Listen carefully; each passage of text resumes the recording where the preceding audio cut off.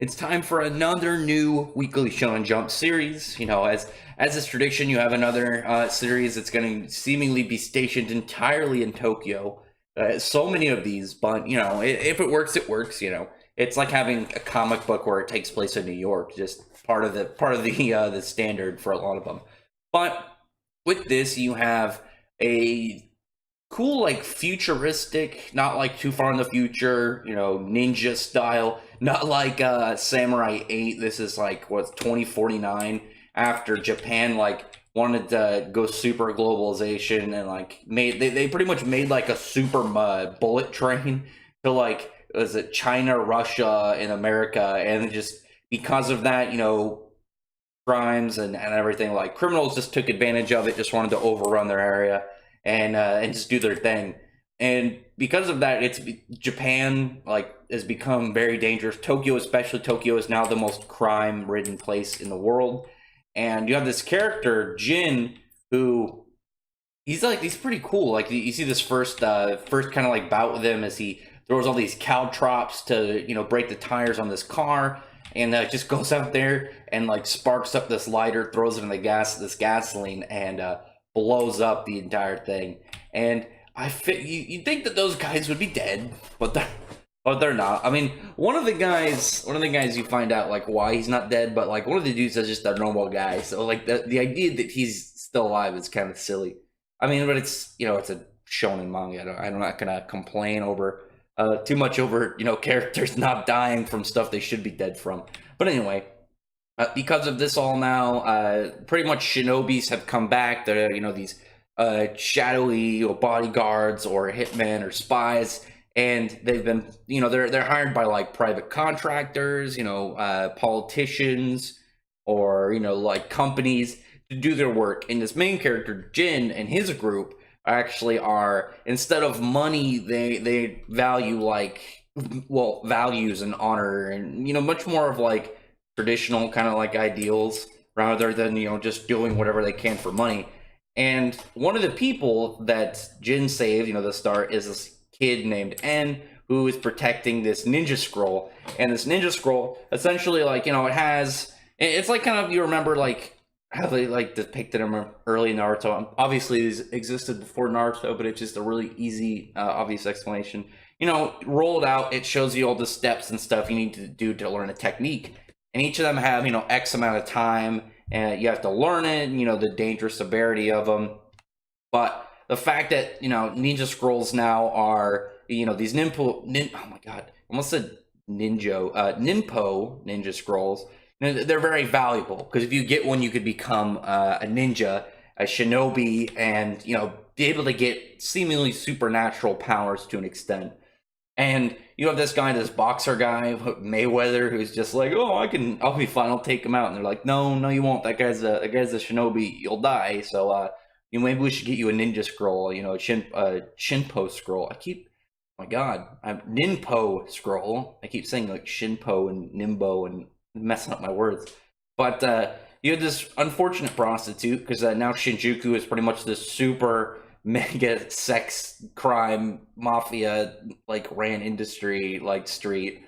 And you have this guy there, and he's like getting hit on by this prostitute, and she goes to touch his head, and this guy has like a complex because he's always been bald, and he used to get teased a lot when he's a kid, and he just stabs the hell out of her, just puts like a claw right through her abdomen, kills her, and just like tosses her away. And that's pretty much the end of that, for the end, like that unfortunate soul.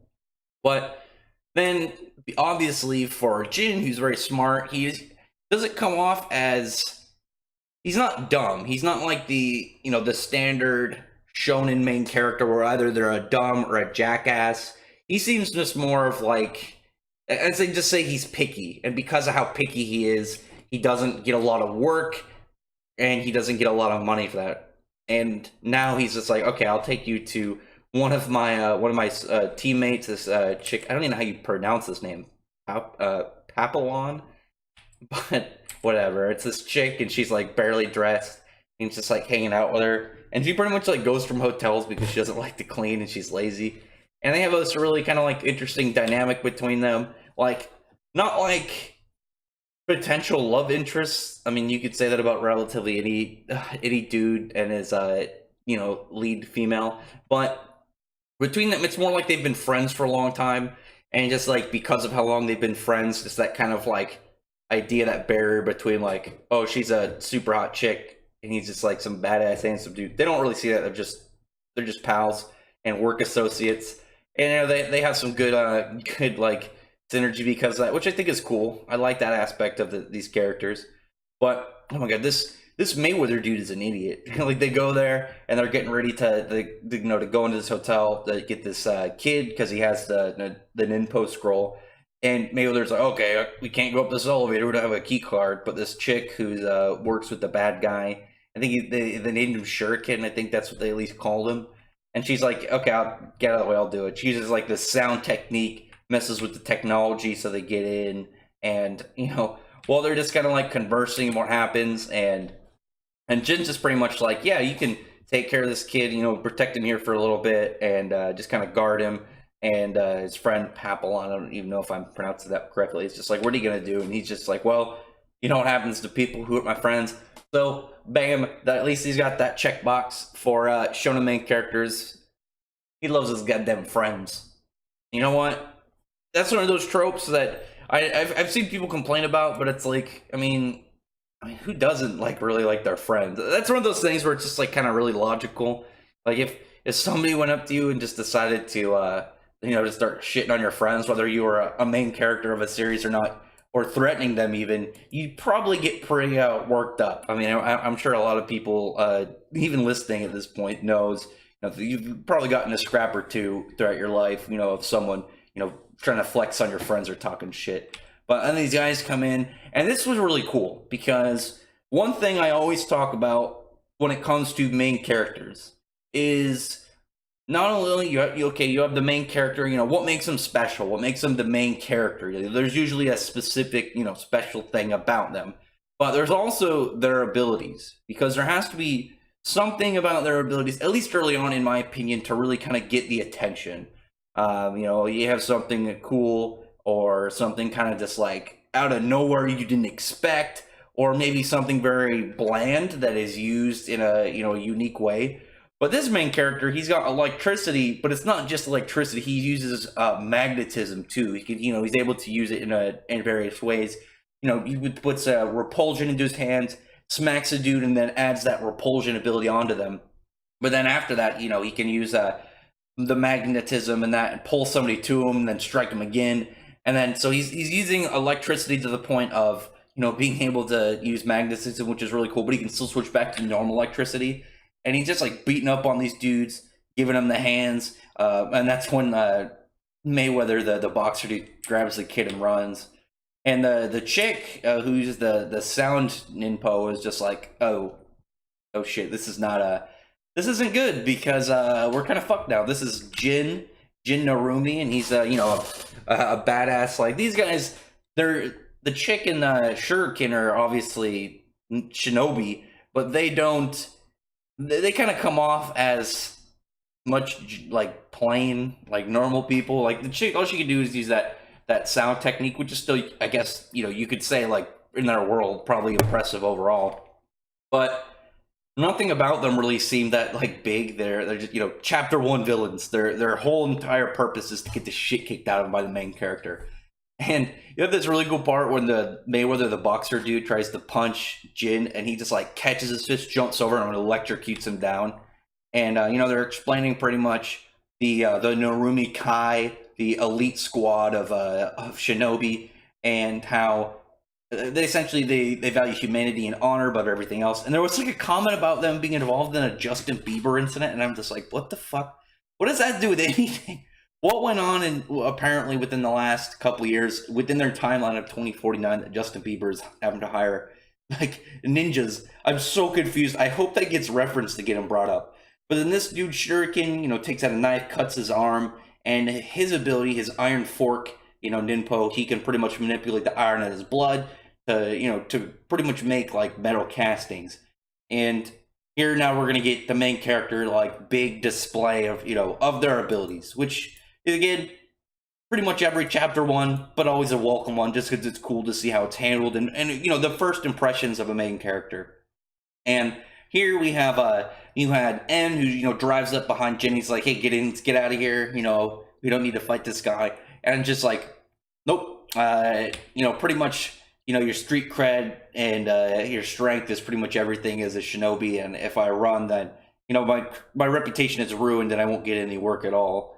And he's just like, all right, time to take care of this guy. And meanwhile, you have Shirk, and he's actually got this like cool. I like, even though it's like a chapter one like fodder villain kind of attack. He used like his iron blast, where he manipulated the metal to kind of have this big iron ball on the end of his fist, which at least looks cool. If it wasn't for the fact he was a chapter one villain, I think he'd at least be somewhat competent. Like, he looks cool. He's got an interesting hairstyle. He's got a cool beard. Some nice tattoos. And his power is useful. Maybe he'll come back and he'll be like a kind of like a background redeemed character at some point. Doubt it. Chapter one characters very rarely ever come back. But then we have Jin, who just obviously has electricity. He's more speed based. He seems way more of like Shinobi like orientated. Like, Shuriken seems like he knows a ninja technique, but he's not ninja trained.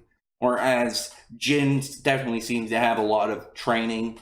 He's very quick, very nimble on his feet, very agile. He just darts around the dude, gets to the end of the alley, and charges up electricity. And this was like one of those parts where it's just like, all right, this main character has my attention, because like the magnetism was cool. All right, his design is cool. Like, he seems pretty nice, but it's just like he charges electricity into like between his fists, creates a ball of plasma, and then just fires it in a sick ass big beam and just fries the dude.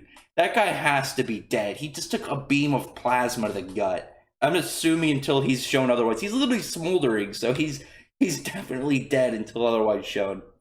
But and the chapter closes out. Jin and Papillon, I'm gonna pronounce that fucking name, are just like talking about how they took care of the room. They're doing is their the cleanup job, and now because of the fact that N is going to be targeted by anybody wanting this Ninpo scroll, he's going to need protection until he finds his father like he wants to, because he wants to find his dad, and then he also wants to be a great shinobi like him. So it's kind of cool, because now that you have the little kid who's got a big dream, but he can't achieve that at the time, but he's being protected by this other guy. And I like that. I like that it's the idea for Jin's kind of goal, rather. His motivation isn't just like, it's not like one big dream. It's, well, rather it kind of is. Like, he wants to clearly stop crime and fix Tokyo, but really he just wants to do what he can, which is cool. I like his kind of like idea of how he conducts his business. But other than that, tell me in the comments what you think about this. It's pretty cool so far. I like the kind of like very crime-ridden city. You got this kind of like big dangerous Tokyo where you got all this, you got all these criminals, but the law can't really do anything because it's so frequent. Like, if you've ever been to somewhere like that, maybe not like murder, but I've definitely been to places where it's like some crimes are so frequent that the cops just like, it's hard for them to deal with it, rather. And it's probably worse here because this is now the most crime-ridden place in the world in this series. So it's going to be really cool to see how Jin goes about this and conducts himself, and how he evolves as a character. I want to see what he can do with that sword, because we don't really see much with the sword. I bet he can do some crazy magnetism shit with it. Other than that, drop a comment below on what you thought about this first chapter, and thumbs up the video to appreciate the friend the like button and the subscribe button, and check out my other videos. Other than that, I appreciate everyone who's already subscribed, and I thank you all for listening.